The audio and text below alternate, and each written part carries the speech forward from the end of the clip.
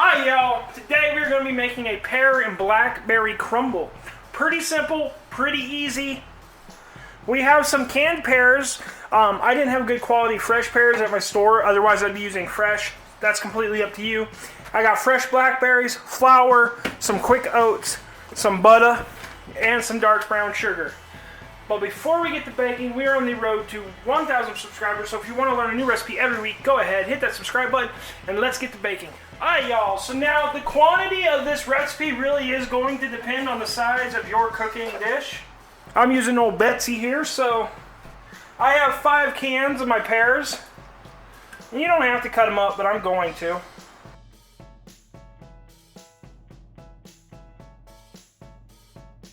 Now I got about 18 ounces of blackberries.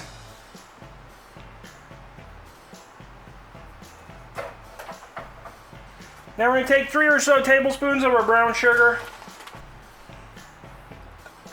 Just going to give this a quick toss. Now we're going to scoot this to the side. We're going to bring in our butter. I've melted half a cup of it. Just went ahead and did that in the microwave. Now we're going to take a half a cup of our brown sugar.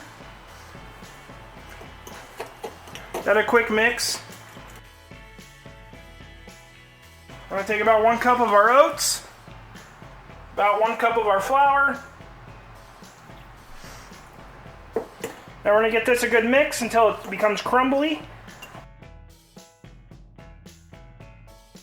Should look something like that.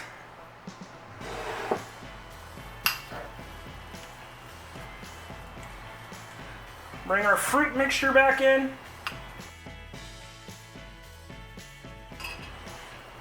Now we're going to spread this over the top.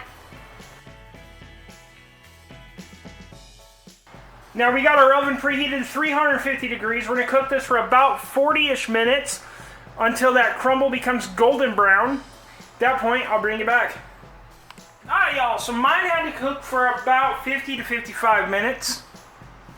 But here we have it, a pear and blackberry crumble. If you like this video, go ahead and hit that like and subscribe button down below. There's a video over here that YouTube thinks you should watch, and until next time, keep on cooking on.